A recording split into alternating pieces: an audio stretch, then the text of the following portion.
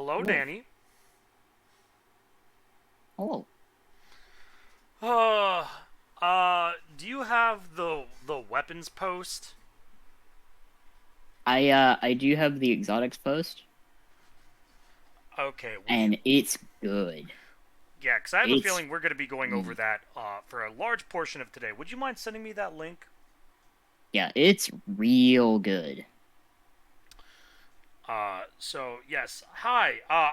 Actually, this episode's actually going to be going out at its regular time. It's going to be coming out if you're seeing this live at Friday at noon.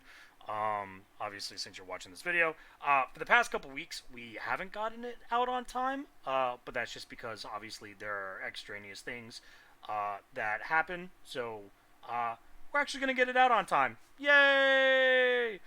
Oh, that That's a good reminds me. one. I need a message cryptic for a thumbnail. Ooh! Thumbnail ASAP. Plox. Cool. Okay. So that's taken care of. So, also, for those of you wondering, yes, I'm wearing a tank top. Yes, it's fucking hot as shit in Baltimore. Yes, I have both AC units on. Fucking sue me for showing my bare shoulder.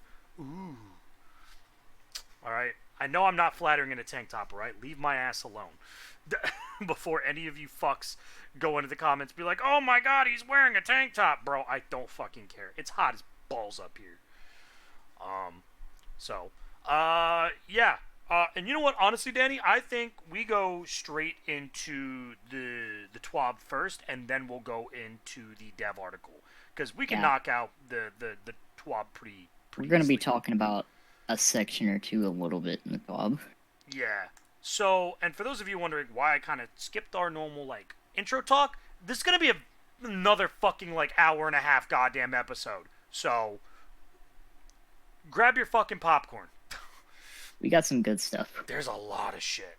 So, for this week, an important update on the future of Savala's journey, new exotic mission rotator details, a recap of developer insights, the Season 22 abilities and armor changes preview, age gating changes, Grandmaster Psyops Battleground Moon will be returning. Reminder, save the date for August 22nd, the Destiny 2 showcase, the Witch Queen enters PlayStation Plus, and of course, the Art of the Week and Movie of the Weeks.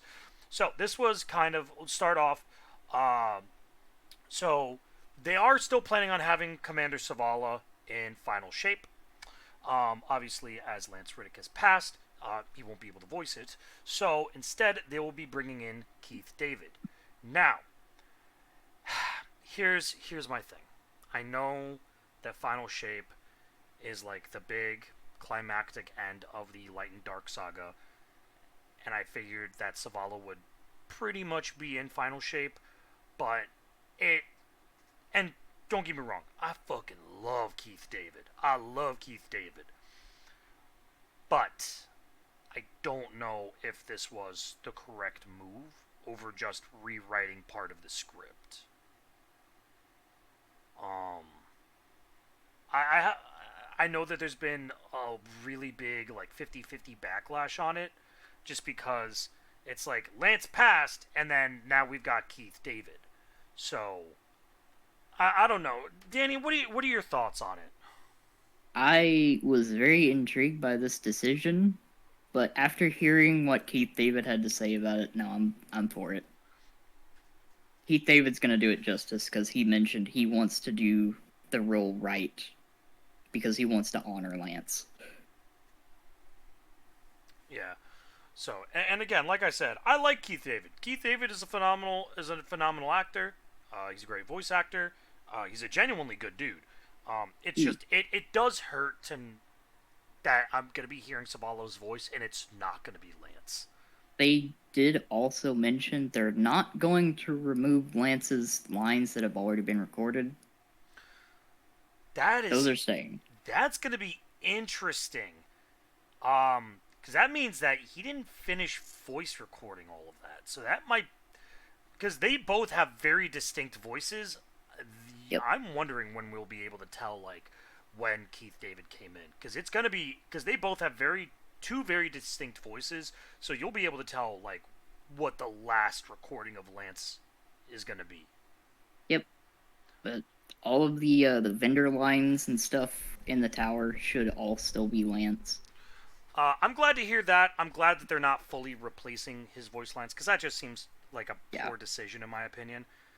Um, so yeah, it's rough. It's gonna be It's a really tough really rough. situation. It's a very tough situation. I know Bungie had to make some very tough calls on that. Now into a spicy topic, the exotic mission rotator, and we will actually need to talk about this for a little bit. So with season 22 around the corner, they've unveiled some information about what's going on. Things that we've already known. For example, a home for seasonal exotic missions after the years past, and a place where, over time, we can bring fan-favorite exotic missions back from the past. It is going to be a source of seasonal exotic mission weapons and their associated catalysts. It will also contain a new and consistent source of legacy seasonal rewards. To support these goals and so that we can continue to add content to this rotator in the future, we needed to create rules and modify how these activities and their rewards work. So, exotic weapons entering the playlist will become craftable. That is all exotic weapons. Each mission will feature a normal and a legendary difficulty. For the most part, we already knew this. Each mission features a pool of legacy seasonal rewards, both armor and craftable weapons, that have thematic overlap with their associated mission. Each mission features the same reward behavior.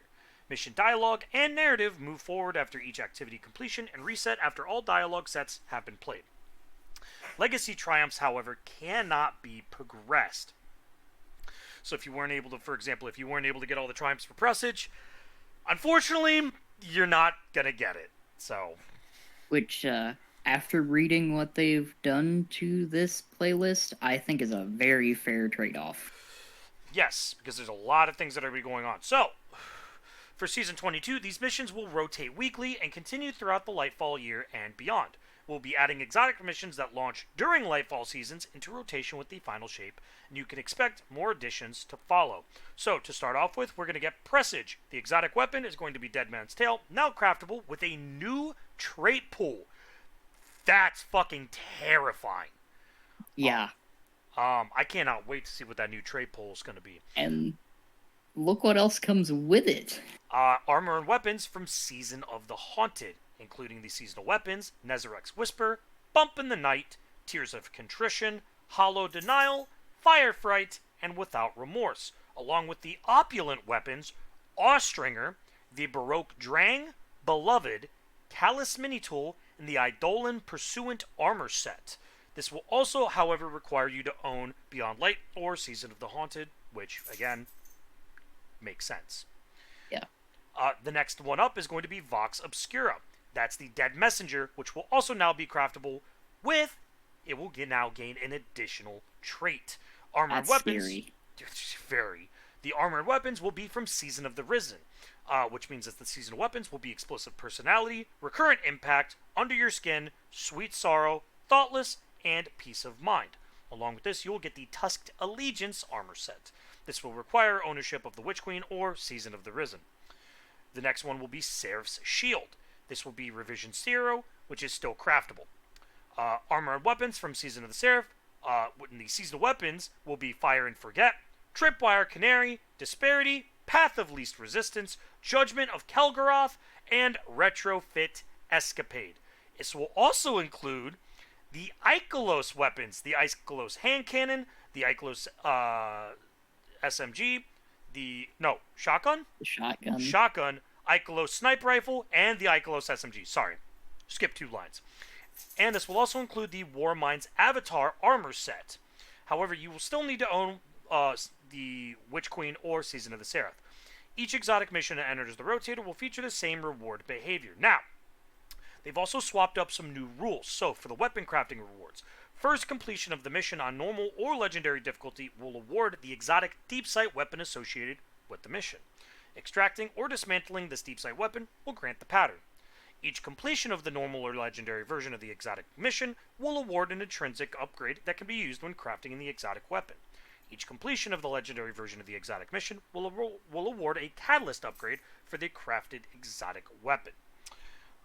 So let's talk about this for a moment, because the one thing that is really interesting is that they did not say that you could use deep sight harmonizers on previously gotten weapons.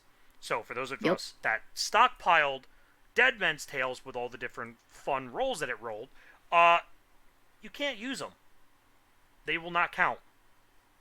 At least that's what I'm assuming. However, them saying that extracting the deep sight will grant the pattern makes me think you only need one. Yes, because it's looking like you'll have to run it every week to get a new. Instead of like leveling it up, you will get more and more upgrades the more and more you run it. Yep. So that's And kind of interesting. It sucks because it's on a weekly rotation. So other than the weekly reward, you're gonna have to run it several times to get everything that you want. Which I don't know if I'm a complete fan of. I like the ability to be able to like just hard level a weapon and just spam just sitting in Lightfall, like sitting in Neomuna and just killing dog water fucking Cabal to level up a weapon, but I digress. Armor and weapon rewards. The normal and legendary versions of the missions have separate weekly reward lockouts. The weekly mission rewards will guarantee you a deep sight weapon that has not had its pattern unlocked and one armor piece that has not already been obtained based on your current class. Along with that, if all weapon patterns and armor have been obtained for the in rotation mission, a random world drop will just be awarded. On every completion, you will receive an additional roll from the mission's weapon pool. However, this weapon will have no knockout or guarantee deep sight behavior. The weapon can roll with deep sight, but this would be on a random percentage chance. So, that's pretty good. yeah, that is insane. Number one, it already guarantees you that if you have a bunch of those weapons, for example, right, if you are going to be like me and Danny, who are probably going to run the absolute fuck out of Presage, and you don't have, and you've got like, let's say you have all of the seasonal weapons, but you don't have any of the opulent weapons, you're only going to have the opulent weapons to get. And you're Yep. guaranteed one a week as a separate thing from the exotic. So that's a really interesting, an interesting thing that they're putting in. Along with that, if you do have everything, the fact that they're just going to give you a random world drop, which is pretty solid, and the fact that you still can get deep sight from you can get the weapon and an additional deep sight every time you run it. Yep. So not only for the weekly are you getting the deep sight mission, the deep sight weapon, you also have a chance to get a second one. Now, obviously, deep sight weapons are kind of a pain in the ass sometimes to get. But the fact that we still have the chance to get it, I think is pretty solid. And these are farmable outside of the weekly stuff. Like, Yeah, you can still get drops, they're just not the guaranteed drops. yeah. So you can sit there and literally spam it for like 3 days straight, farming whatever you want, Yeah. It's a which is consistent way to get the previous season gear. yeah. Alongside the mission rewards, there's also now a weekly challenge. This weekly challenge has the same armor and weapon pool as the exotic mission, which is in rotation. However, the challenge rewards will be output at pinnacle power and will prioritize the rewards in the following order. One guaranteed deep sight weapon that it's not had its pattern unlocked. If weapon patterns have all been unlocked, the challenge will award one armor piece that has not yet been obtained, based on obviously your current class. And if all weapon patterns and armor have been obtained for the in rotation mission, the challenge will output a random weapon or armor. Pretty much everything we just stated above. Yeah. Except Um, Pinnacle. Yeah, except a pinnacle. The next bit, though. Yeah, additionally, the exotic mission gives bonus progress for the Xenology quest from Zur. 4 points for completing it on normal difficulty, and 7 for completing it on legendary. That's huge. That is massive, especially for first of all, for those of you that don't know, Presage on legendary gives you a 20-minute timer. So if you Yep. know how to run it on that 20-minute timer, you've basically gotten 7 points for what would have been roughly 3 to 4 Vanguard playlist strikes or 3 to 4 missions of or 3 to 4 rounds of Gambit Which, slash Crucible. Because they haven't changed how Xenology works, you still only technically get progress on Xenology by winning Gambit matches. And I think also winning Crucible matches. Yeah. So, and on top of that, you can now have up to 5 exotic ciphers. Yeah. So, This exotic rotator is gonna be really nice at completing those Xenology quests. It's going to be another thing to farm, and it's going to be more content. And the fact that it's going to rotate every week is pretty solid. And it seems like it's going to give really good rewards, especially if you need to gain power. Yes. Now, we're going to be skipping the Dev Insights recap. We'll be going over this in the next article, Yeah. correct? Yep. So, now, age gating changes on all Bungie services. Hold on. Danny, would you mind taking over for that real quick? Fiora is trying to jump off the bed because I think she wants water.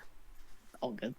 Starting on August 15th, in order to be fully compliant with an evolving landscape of digital service legislation around the world, Bungie.net users will be prompted for their date of birth and country of origin or residence when signing in or creating a new account. All active sessions will expire on this date, including our Destiny 2 companion app, any third-party sites, etc. You'll need to sign in again. Enter your date of birth and country of origin or residence to use these services. It's basically like several countries around the world have changed their online policies, and Bungie's doing this to comply with that. Yeah. They're just trying to make sure that nothing is wrong so they can have more players. They can have the current players stay. Because, like, the game's rated T.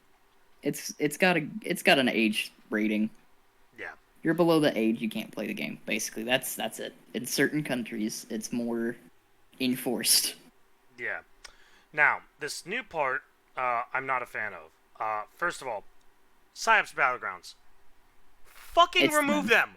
Fucking remove them. They're all ass. Every single PsyOps Battleground is fucking garbage.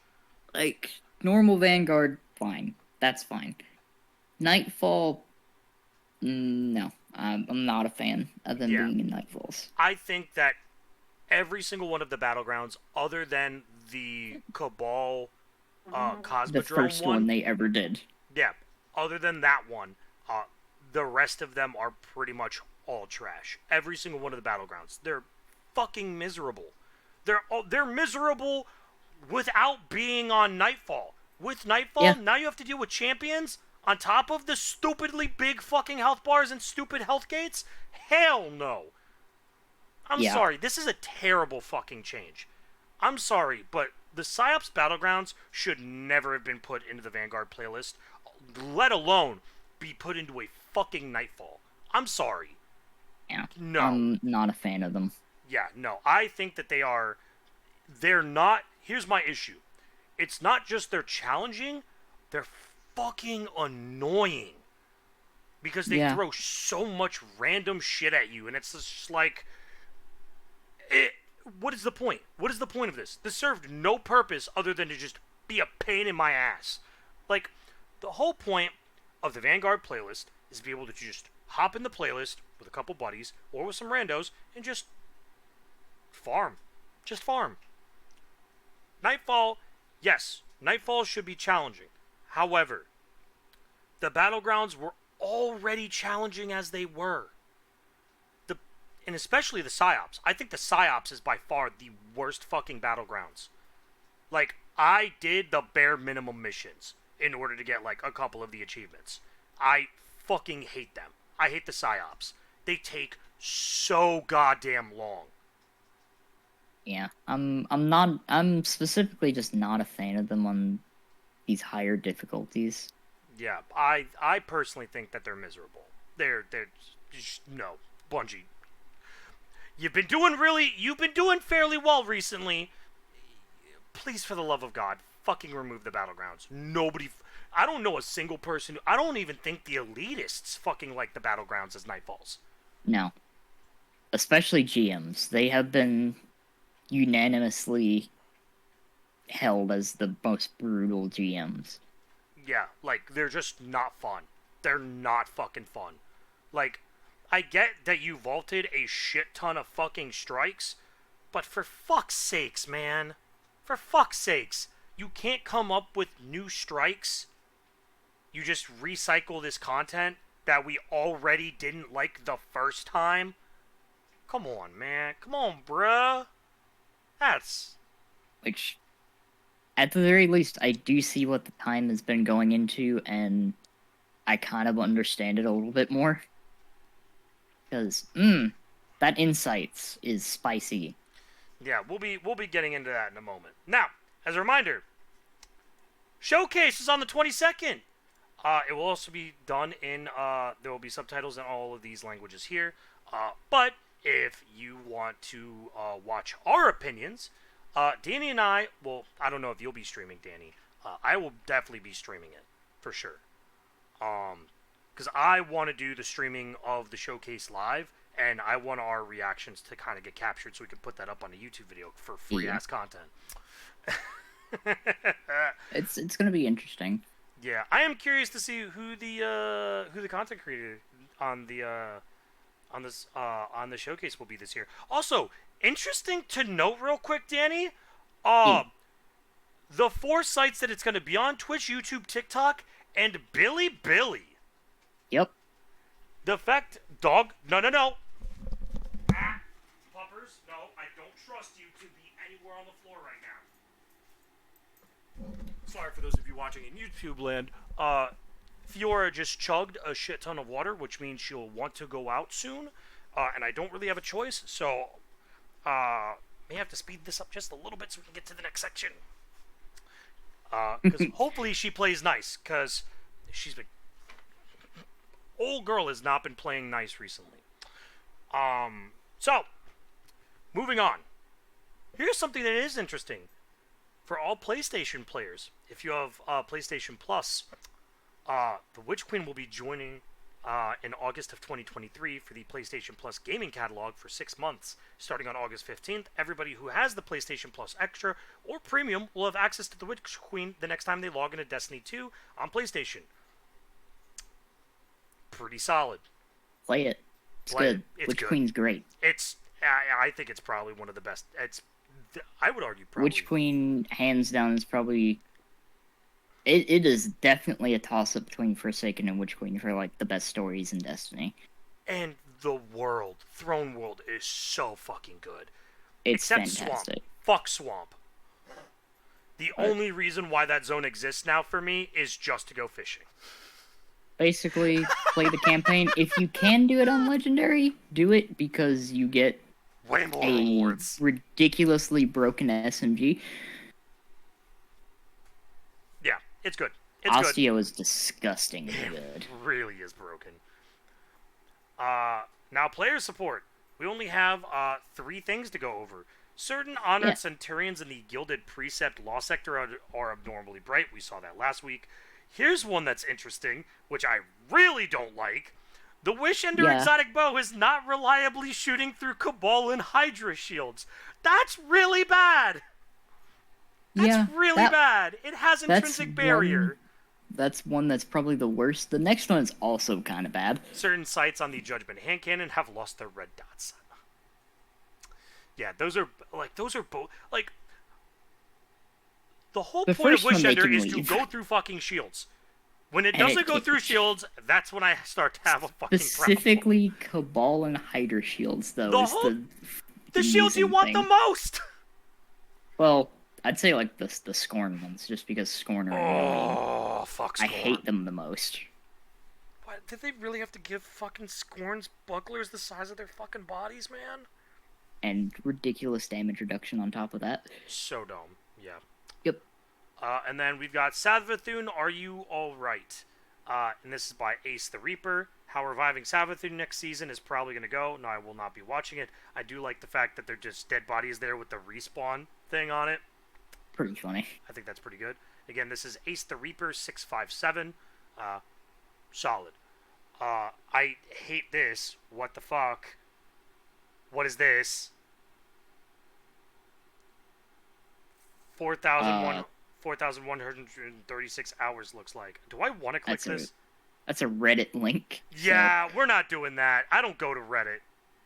I'm sorry. I'm actually kind of surprised it didn't embed, but you know what? There's a video there on Reddit. Yeah, I'm not gonna go look at it now. For the art of the week, a moment for a fallen guardian. Philippe San 18. This is something my younger brother oil painted for me before he passed away. This is his hunter in Europe seeking for the truth. My brother is with the Traveler now. I'm gonna assume that he meant to say Europa. I think so. Yeah. And that's a beautiful painting. Really is. It's so good. It's a very, very beautiful painting. And then I have zero idea what the fuck this is. What I is I what is the bottom of this fucking twab? I think it was another one that didn't embed properly, which also could be because Twitter's a fucking mess right now. You mean X, Danny? I'm not going to call it that. I'm with everyone else. I'm not going to call it that because, as has been mentioned several times, it sounds like an adult site when you say that. I mean, yeah. Did you not see what happened to Tumblr? It's pretty fucking funny. It's pretty fucking funny. I love that there are actually add-ons for browsers that just return the bird. It's funny. Nobody cares. Nobody fucking cares. Rebrand. Hey, yo, I know this is. I mean, hey, I'm not even monetized on YouTube yet, but fuck you, Elon. Basically, yeah. All right, now we're gonna get into the fun part. Now we're gonna get into the dev insight into the season 22 abilities and armor changes. One. So this is going to be the next wave of exotic armor changes and new abilities. So looks like we're starting up with the Hunter. So I am happy. So Hunter's getting a couple of things. First and foremost, Knucklehead Raid. And you know what, Danny? You're a Hunter main. I'm gonna let you handle this one. So you should deserve this one. Knucklehead Radar. The functionality of the Foe Tracer exotic helmet has been completely removed from that exotic and added to Knucklehead Radar on top of its existing benefits. Can you explain exactly what the fuck that does, actually? Because I don't... Foe Tracer, when you shoot a target, it marks it. When that target is on 30% HP, you deal more damage to it. So, Knucklehead Radar is going to do that, on top of having Radar up when you ADS. Really good change. I think it makes Knucklehead adequate in PvE. It's not great, but it's nice. But it could be like, it could help to finish like bosses. Yep, it could be very good. You know, I think that it might actually be, this might actually take it up to being a decent dungeon runner. Yep. So. And to compensate, Foe Tracer, we took some cues from the popular monochromatic Maestro artifact perk for this one. When you deal damage with one of your abilities, you gain a damage bonus with weapons that have damage types matching your subclass damage type. Additionally, when you defeat an enemy you've damaged with one of your abilities, either with the ability or the weapon matching your subclass type, you'll spawn one of the collectible objects associated with your subclass, like ionic traces or fire sprites. Great change. That is a phenomenal change. Because that not only works for you, but I'm pretty sure that works for your teammates too, which is really solid. Good change. And even better, Lucky Raspberry. The exotic was a little too unreliable in its current form, so we've taken a crack at streamlining its energy gains while leaving some of its benefits intact. The exotic still expands the chaining capabilities of Arc Bolt Grenade, but now instead of basing the grenade energy gains on those chains, each time you damage an enemy with the lightning strikes from the jolted condition, as well as each time you pick up an ionic trace, you gain additional grenade energy. Great change, first of all. And we've given this grenade the intrinsic ability to stun overload champions. Now you don't have to jolt them and then trigger the jolt lightning strikes to stun them, making these grenades a more reliable tool against overload champions. Oh, that's phenomenal. That's great. That makes Lucky Raspberry a tempting choice for Arc. And then Renewal Grasps, they undid the nerf to Dustfields. Which is a good thing. Yeah. Stasis needs buffs. I just don't want it to be on-release stasis for Hunters. God, please keep Silence and Squall fucking nerfed in the dirt for PvP. Please keep it nerfed in the dirt. Make all the changes PvE only. That's all I'm asking. You know, I'm down for that. I think that's fine. Because the fact that they nerfed both the PvP and the PvE one, that was a little sus. Because I was like, I didn't mind it in PvE because it was really nice to have just that big AoE chain of CC, right? Yep. But yeah, PvP it definitely needed a nerf. PvP it definitely needed it, and Fuck Silence there's and Squall. some Fuck Silence there's and Squall in some PvP changes down below that made me very, very happy. You mean all of the ones involving Titans? Yes. All right, let's get into how we're going to absolutely shit on Titans now. So, Titans, though, they're eating pretty good in PvE, I will tell you that. that's fine. I don't give a fuck if they go to eat in PvE. I just hope to not get fucking one-shot by a shoulder charge in PvP. Right. So, there's a lot of things that are happening here, so we're going to go over these. Icefall Mantle, Doomfang Pauldrons, Path of the Burning Steps, and Eternal Warrior. Season 21 included some changes in Eternal Warrior and the Path of the Burning Steps. We added an escalating damage bonus to arc and solo weapons, respectively, when you get kills with those damage types.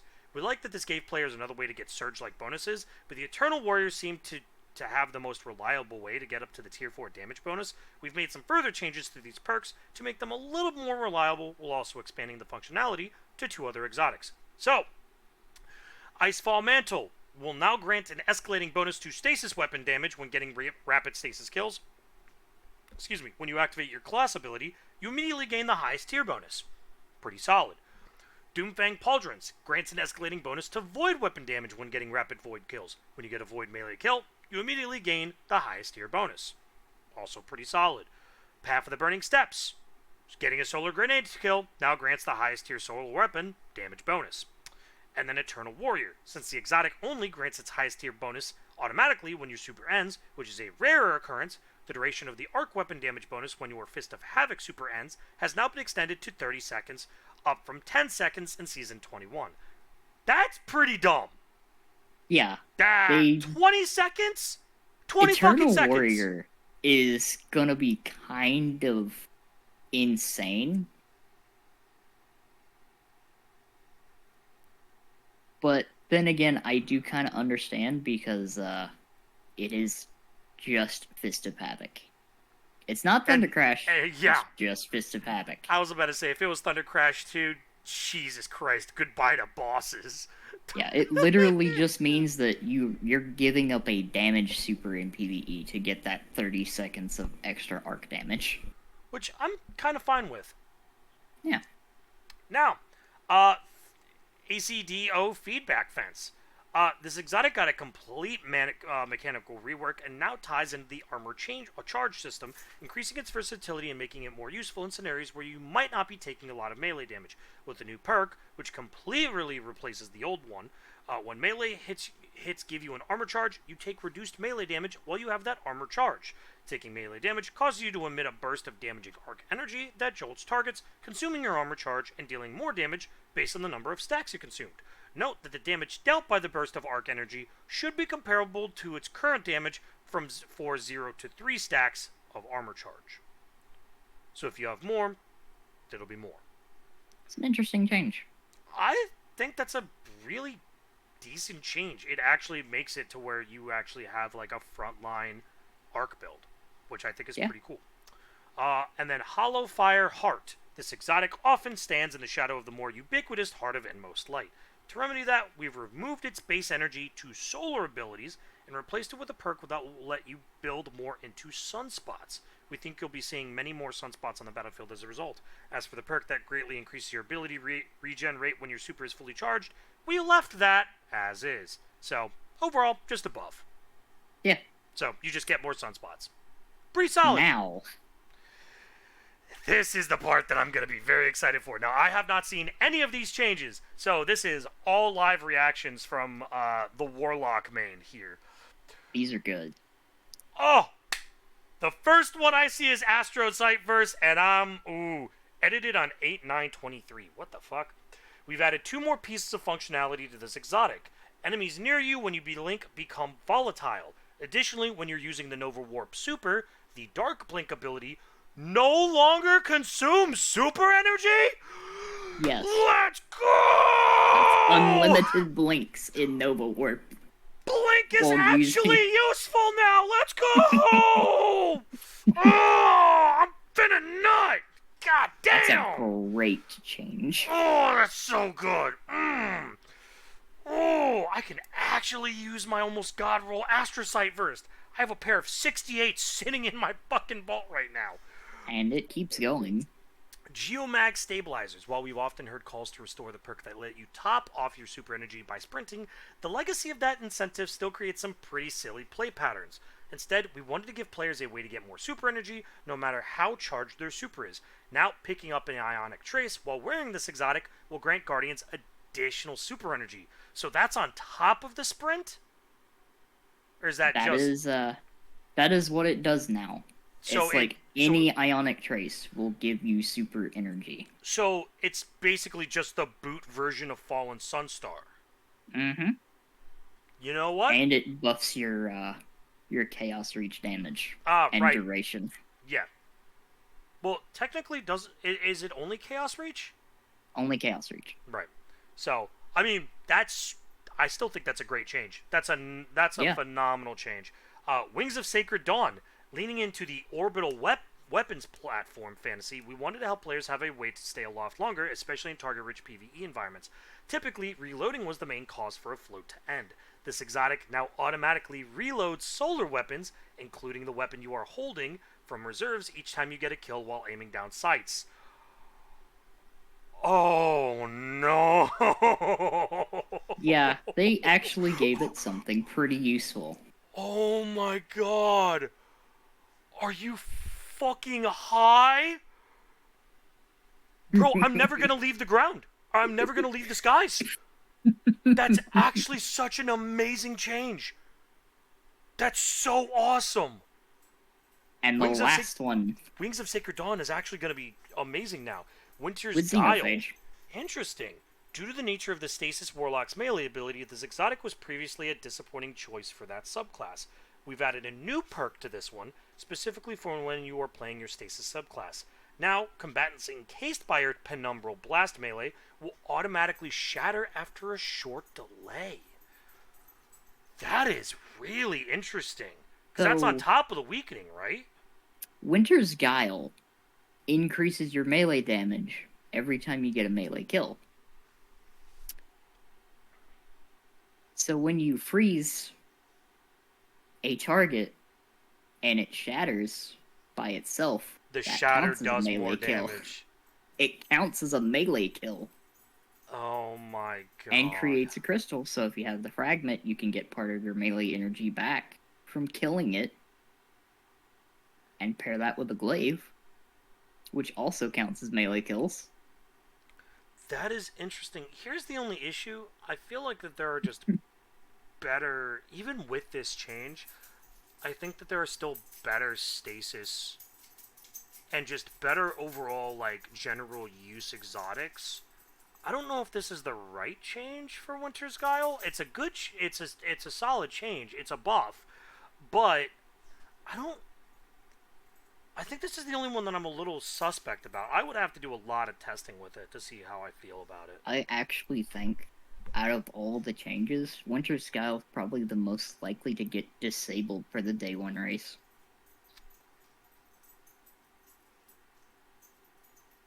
Because it's probably going to allow you to have way more uptime on melee damage, which will work with Winter's Bite. See, you say Winter's Guile. I think it's. Hear me out, Danny. I think it's going to be Geomags. It depends how much energy it actually gives, because after this season, those nice arc damage bonuses from the artifact are going away. Right, but you also see how much energy Fallen Sunstar's giving. You should really take a look at how they toned Strand first. Okay, interesting. So, and obviously, and also before we move on to the abilities, they also stated that they're going to continue to make changes. This Yep. is just the second wave of changes. Second wave? Yeah, second wave. Yep. So there's still going to be more changes in the future. They're obviously going to keep working to make sure that exotics are still good. But please, for the love of God, unnerf fucking Skull of Dire Ahamkara. They Please, really need to. bro. Please unnerf Skull, dude. god, it's literally like one of the few exotic fucking warlock helmets that doesn't look like ass. Holy shit. It's Yep. literally one of the few that doesn't look like buns.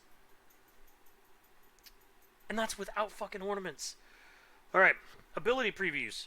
Combat gameplay team here to run through the ability changes coming through Season 22. So, reduce the uptime and potency of barricade abilities, particularly in high-level PvP activities, thank god. Reduce the potency of Striker Titan in high-level PvP activities, both in neutral game and when supers are up. That's great. Correct the one-size-fits-all nature of Suspend in the combat sandbox. That's kind of interesting. And rebalance our Strand Fragment suite to bring up some underperforming options and normalize the potency of overperformers. Starting off with Barricade, this ability is a potent tool for closing off lanes. Bunkering under fire, creating safe space to get a revive, and gathering information from relative safety.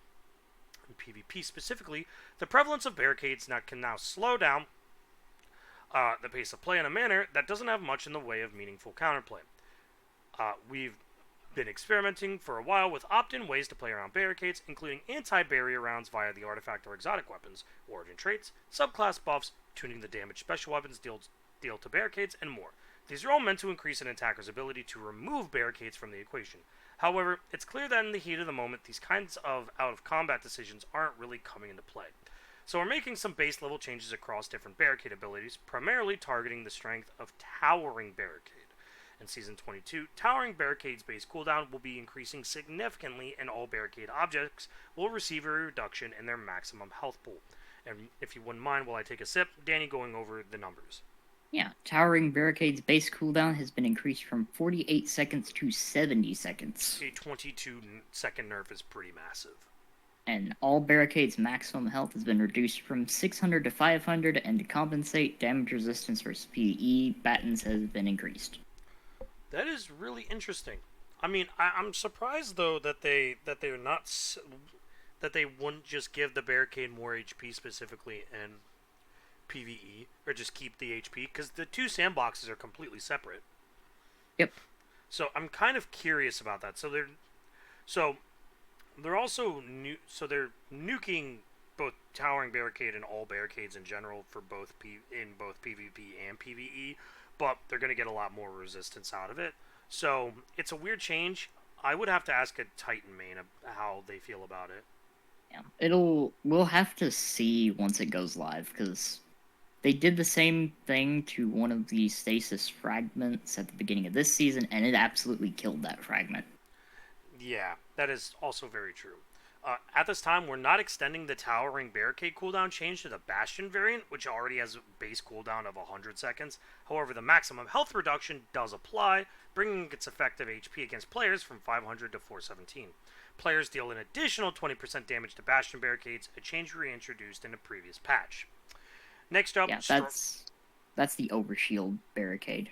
Yeah, which also was fucking dumb in PvP. Yeah. Next up, Striker Titan. It probably won't surprise you to hear that Striker has been significantly overperforming in high-level PvP activities like Trials of Osiris. While we believe that a small portion of this is due to a strong focus on arc in the seasonal artifact, we also believe that their base kit has a few elements that are a little too strong. We've made recent changes to both of these atoms, but neither their prevalence nor performance has meaningfully shifted, so we're taking another swing at Thunder Crash and Knockout. Theoretically, Thunder Crash is a one-off super, but in practice, its kill potential is closer to that of a roaming super, so we're updating its base cooldown to reflect that. As damage dealt and received is the primary factor in super regeneration rates, particularly in PvE, we believe this change will be most strongly in low player count PvP like Trials and Competitive, without being too disruptive for our PvE strikers. With that being said, Thunder Crash is going to get an increased base cooldown from 500 to 556 seconds, matching the majority of our roaming super roster. And while we want Striker to live up to its fantasy of being a close quarters powerhouse, Knockout is currently too forgiving in letting players clean up engagements with melee attacks early in a duel, especially when combined with other melee enhancing atoms. For Season 22, we're reducing its damage bonus against players, but we'll be keeping a close eye on whether that should remain for future adjustments. So Knockout will now be dealing reduced damage bonus versus players from 50 to 30. Which, again, is really interesting. The other thing that I'm kind of curious about, Danny, is the fact that they haven't done anything to PvP Bubble. Nope, That's the one that's they kind have of... not. Which is really annoying because Thunder Crash was one of two supers that could delete a fucking bubble. That and Warlock Nova Bomb. Nothing else can, as far as I know of, nothing else can one-shot a Titan bubble. So, as cool as these changes are, I really need to see a PvP bubble nerf. I'm sorry. Like, PvP bubble, way too fucking annoying to deal with. Yep. It is. So, good changes, but I think they slightly missed the mark by not doing something to Bubble. Bubble is really a pain in the ass. Specifically in PvP, it is annoying. Yeah. Particularly just for, like, control point based. Yeah, and I game think modes. I think Bubble really needs to fucking get nerfed, specifically for that reason. So, last up is Strand. We've been monitoring Strand's performance since Lightfall's release. While we're happy with the way it's shaken up the sandbox across modes, there are a few outliers that we do need to address. First up, Suspend. We played with a variety of suspend times during Strand development and landed on a long duration to differentiate Suspend from Stasis Freeze, offsetting the lack of a Shatter equivalent with additional disable time. Having seen the way it's played out in the live game, we don't believe this is the right place for Suspend to live. We want to shift both its uptime and potency for a few reasons. Suspend is currently a skeleton key that solves combat problems against all combatant types. Its current duration heavily steps on the toes of Stasis Freeze, which we want to keep as the higher potency disable in the sandbox. Along with that, the uptime of suspending atoms doesn't allow for meaningful player decision making when choosing when and where to place a hard disable. To address these problems, we're making a suite of changes across both Suspend and its supporting atoms to better carve out a healthier role for Suspend in the sandbox. The base duration of Suspend is being reduced significantly. We've further reduced it against champion combatants to ensure that they remain a core focus in combat, a problem for the fire team's survivability that needs to be addressed with urgency. We're also reducing the energy regeneration granted by Thread of Mind and Thread of Generation. We don't believe the ability uptime these two fragments grant to suspending atoms is healthy for the sandbox. So, the overall changes for Suspend are going to be they're reducing the base suspend duration versus non-champion PvE combatants from 8 seconds down to 5. The Thread of Continuity now extends this duration to 7 seconds down from 12. They reduced the base suspend duration versus champion combatants from 8 seconds to 3 seconds, 4 seconds if you have Thread of Continuity, and increased snap damage dealt to suspended boss combatants by 67% to compensate for the fact that it's now a shorter time. Along with that, Thread of Mind reduced class energy gain based on the tier of the defeated target. Minor combatants reduced from 15 to 10%. Major combatants and players reduced from 25 to 15. And bosses, champions, and mini-bosses reduced from 50% to 25%. Along with that, Thread of Generation reduced the overall energy gain per damage event against PvE enemies by about 20%. They rebalanced the energy gain multiplier across primary weapon archetypes. We wanted to bring the energy gains for dealing damage with precision weapons and fully automatic weapons closer together. Overall, we've reduced the efficiency of fully automatic primary weapons and increased the efficiency of precision primary weapons to compensate. In combination with these changes to Suspend, we want to shift some of that potency to other Strand atoms to allow for more diverse options for Strand users. In particular, we're increasing the power of Threadlings and Sever in PvE and increasing the availability of Tangles across all modes. Now, Threadlings will now be dealing increased damage versus PvE combatants by 30%. Tangles will now have a reduced creation cooldown from 15 seconds down to 12 seconds.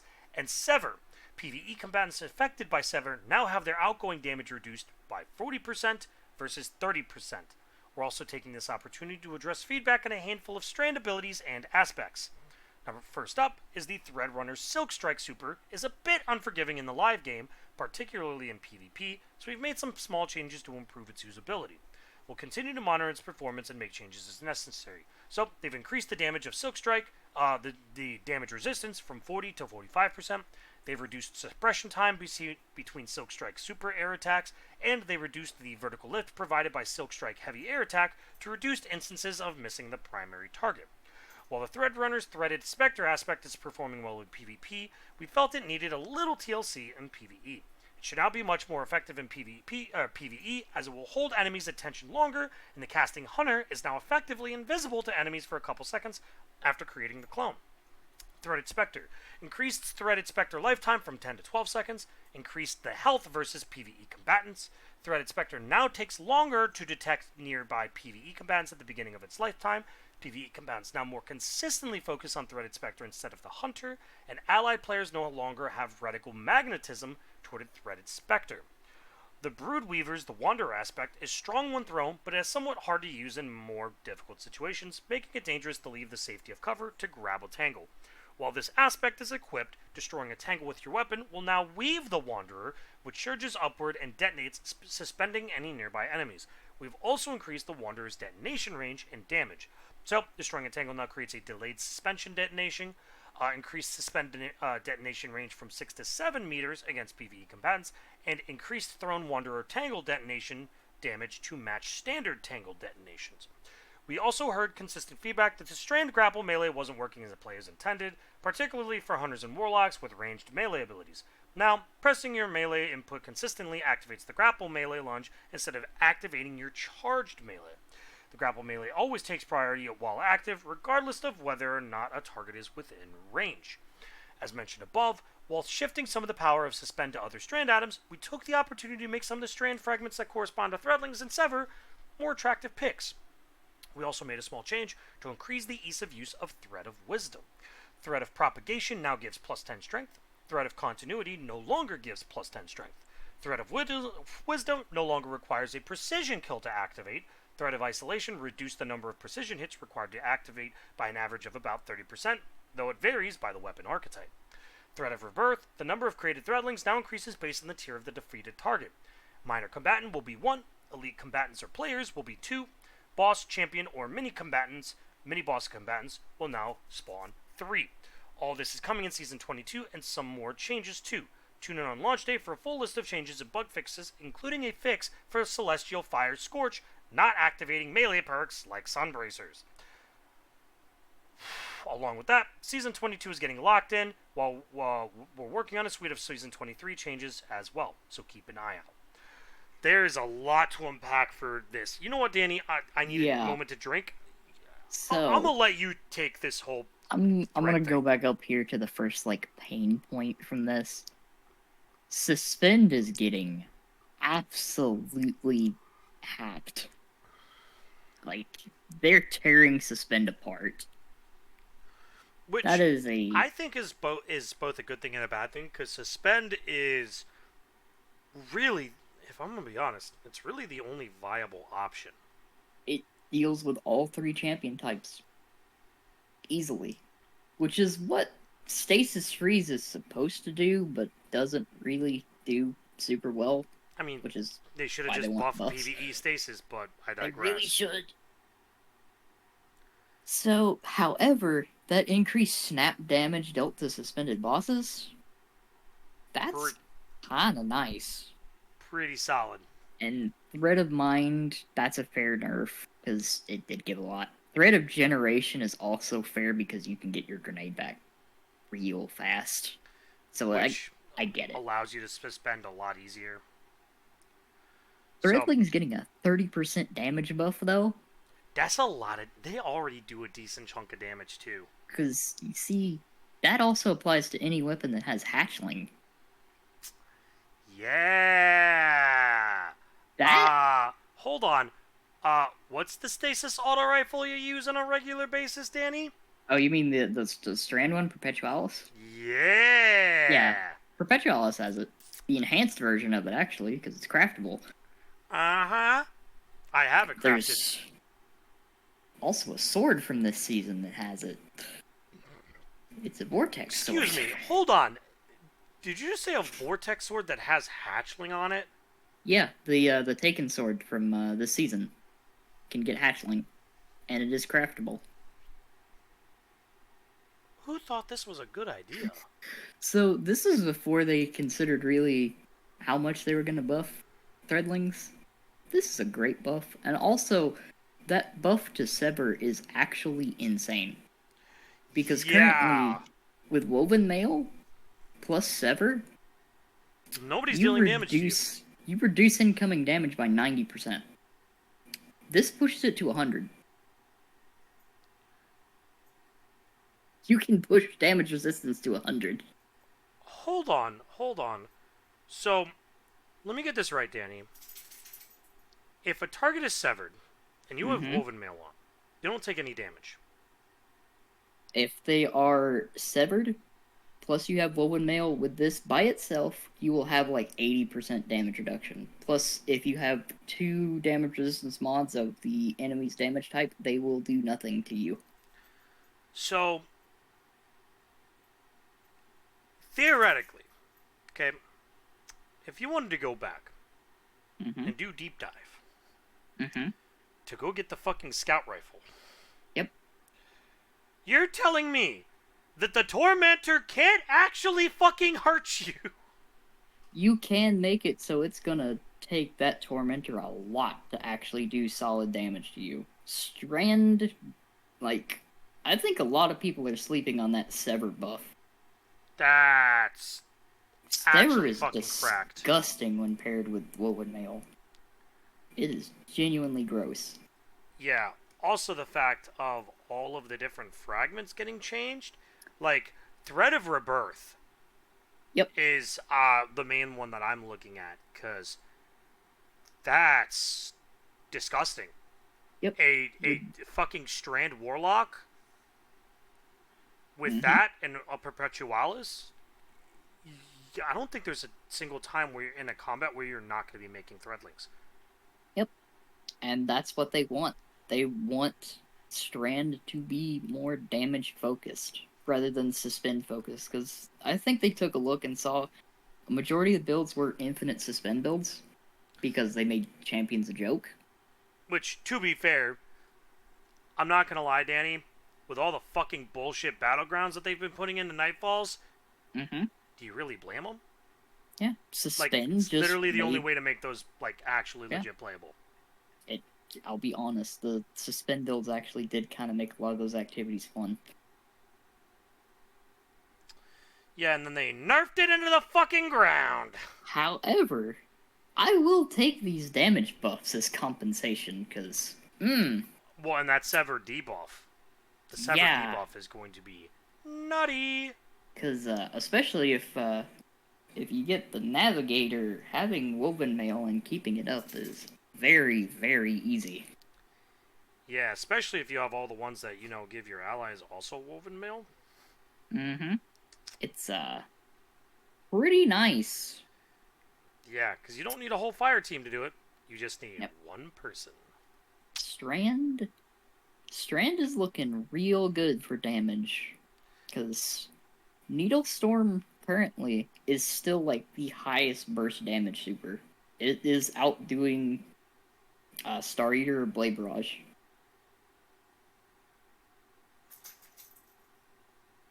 Yeah, It's that's... pretty Wait, nutty. that's the Hunter one, right?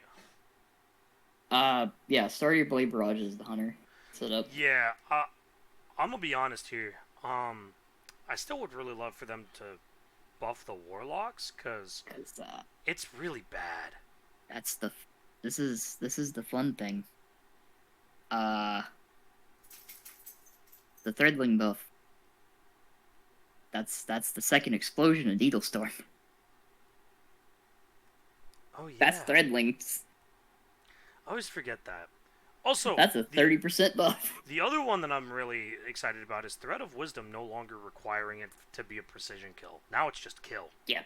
That's I think that one is literally just just it a was- good buff. yeah, getting precision kills with suspended targets, I think. So now it's just killing suspended targets. Which I'm kind of with that. Yeah, that's a good change. Especially now that, like, because they're not going to stay up for a lot longer, right? They're only going to be up for a shorter amount of time, having to take the time to actually aim or move around said target, because sometimes when you suspend, they just turn the fuck around for no reason. Yep. And Yeah. you're not gonna be able to easily hit precision shots with that limited amount of time. Yeah, so really solid overall. It's definitely going to be interesting to play around with Strand. The other thing is, I wonder if they're actually going to add one more subclass in final shape? Like, Like, I have a feeling they are. I would, however, absolutely love to see Eve. I would love to actually see Stasis get alternate supers. yeah, I still think the Warlocks is so fucking bad. I honestly think the Warlock should have gotten that Ice Tornado instead of the Hunter. It makes sense. Yeah, it would have made a lot more sense. You know what? You know what? I think Warlocks should get a stasis version of Chaos Reach. They should get a projectile super. Like, they really should. Also, like, they couldn't have also given us the fucking... like, honestly, the one thing that they gave the Warlocks, the super, doesn't even make sense for the fucking Warlocks. They just made them a fucking wizard. You know what would have made sense? The actual fucking ice spear that the Titans got. Or the fucking... or literally Silence and Squall that the Hunters got. I still think the Titan super should have been a, like, giant projectile ice spear. Instead of crystals. Yeah. Well, also in the perma fucking freeze. What is that called? The one. It's basically Fists of Havoc, but for stasis. Yeah, Behemoth. Behemoth. Yeah. Like that makes sense for Titan. Like, Titans still don't have a projectile super. They really don't. Not a safe projectile super. I was about to say, shield throw. What is that one called? Like,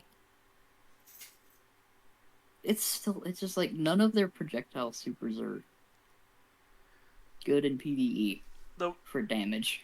To be fair, though, Danny, to be fair, they're fucking Titans. Yeah. If you gave them a fucking projectile, it would probably be fucking busted.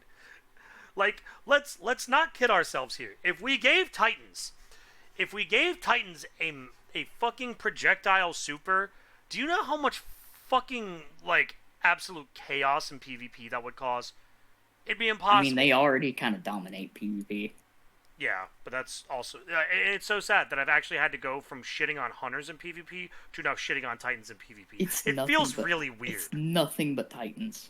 Literally, like, most PvP games, it's nothing but Titans. There's so many Titans. Yeah, it's really annoying. But overall, a lot of really good changes. Also, not an hour-and-a-half episode, Danny. Yeah. We just crossed the 1 hour mark. So... like, there weren't that many changes, but the changes they do have in here are honestly pretty solid for the most part. Yeah, I would agree with that. I mean, there's a lot of good changes. Other than the Winter's Guile one, which again, I'm definitely going to have to play around with, I think that my favorite is the Warlock exotics. Like, all of them, other than Winter's Guile, are just absolute bangers. I'm so happy that I called Wings of Sacred Dawn.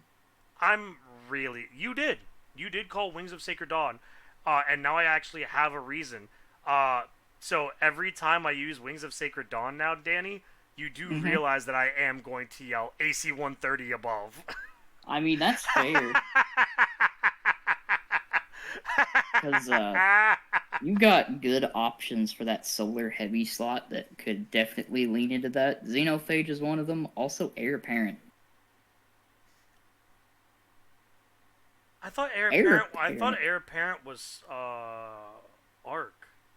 Nope, it's solar with an Arc shield. Oh, but it's not good in PvP though. It's good in PvE. You're not wrong. You can float above things in PvE and stay up there. I may have to test that out because I actually have a set of Wings of Sacred Dawn, but I might actually go for a better. And it's gonna be so weird replacing fucking Sunbracers as my standard solar exotic now. The combination of the recent buff to Nova Warp in PvE plus Astrocyte's buff. Yeah, that's spicy. I'm actually gonna have to play around with that because I have a God Roll Astrocyte verse of I think it's like 20. It's like 20 resilience and like 20 intellect. It's gonna be fun it's pretty to play up around there. with it. That's gonna be super fun to fuck around with. Overall, what is your favorite change? That's gonna be coming in season 22, Danny. The the main thing, I actually like all of these. I like the change to Foe Tracer and the swap to Knucklehead Radar a lot. Lucky Raspberry gives me an opportunity to use it, but I'm actually the most interested in how much damage that 30% to Threadlings is going to feel. Like, that interests me a lot. Because I'm definitely swapping off of a full suspend build. I think most people will. I still think that for certain encounters, suspend is going to be incredibly useful. Just because it's going to act like a mini divinity. Yeah. Right, because even though they're not going to be suspended for nearly as long, 67% damage buff, it's pretty fucking good. Yeah. Like, that snap damage, that's gonna come in handy in some situations. Yeah, I mean, there's a lot of fucking changes here. Again, I don't. There's some that I think are just way better than others, but overall, really, really good sets. The only thing that I am still sad though about Danny, can you guess what it is? What's that? Fucking Skull is still goddamn nerfed. Yep.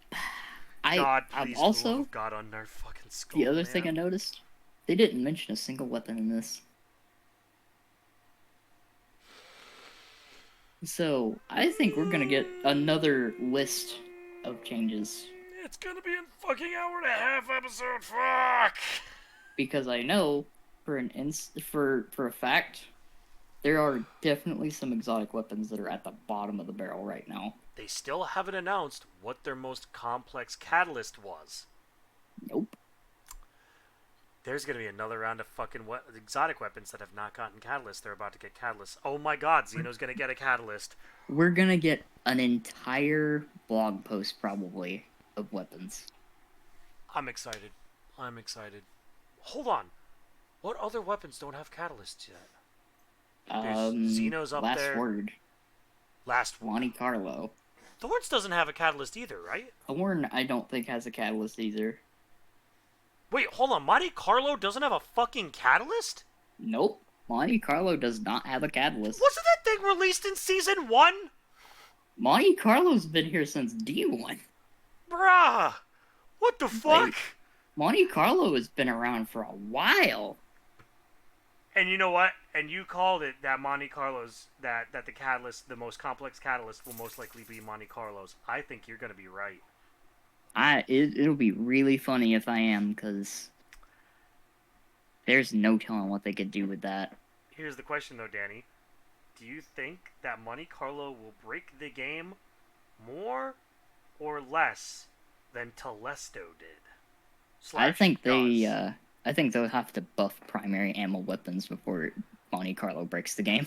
No, I mean, like, it will actually brick the game. Like, it will actually just straight up just lock you out of the fucking game. It would be really funny, but something about it just tells me that it's not, because it doesn't have particles unless they give it particle effects. Which, that could be a very, that could be up there. Imagine if they swapped it to an energy weapon and then just gave it fucking laser beams. Would be wild. Oh, but man. Alright, before this video goes on long enough, Danny, where can they find you? You can find me on YouTube and Twitch under the same name. Also, I have noticed, I only refer to you as Danny, and for those of you wondering, Danny's actual, like, full thing is Catbox Danny. I just realized this after, like, 50 plus fucking episodes. We've never actually gone over that. If you just look up Danny, you're not going to find her. You have to search up Catbox Danny. To be fair, 50 I'm not hard to a find. year. We've been doing this for over a year, Danny, and this is the first time we actually fucking acknowledge it. It's about fucking time. I figured I think it's that makes it funnier. Yeah, over a year. Over a goddamn year of doing this fucking series. And we never once mentioned it. So yes, Catbox Danny on Twitch and YouTube. Yes. God damn it. I like that I just said under the same name for like the very first one and never bothered to change at all for any of those. And the people are just searching up, oh, Danny! Wait What a the second. fuck? Along with that, you can find me on Twitch and YouTube at DominiFox or on Twitter at DominiFox1. We both really appreciate everyone stopping by and hanging out and watching the video. The next, again, leading up to season 22, which is coming up in a week and a half. Or no, actually coming up in a week, right? A little over a week. Yeah, about a week. It's about a week and a half. A week from Tuesday. Yeah, a week from Tuesday. It's going to be very, very, very, very, very rough for us because there's going to be a lot of content creation. Yeah, so with that being said, thank you to everyone that stopped by. We both really appreciate it. We both hope that you all have a wonderful rest of your day. And as always, don't be a sweatlord. We'll see you guys next time.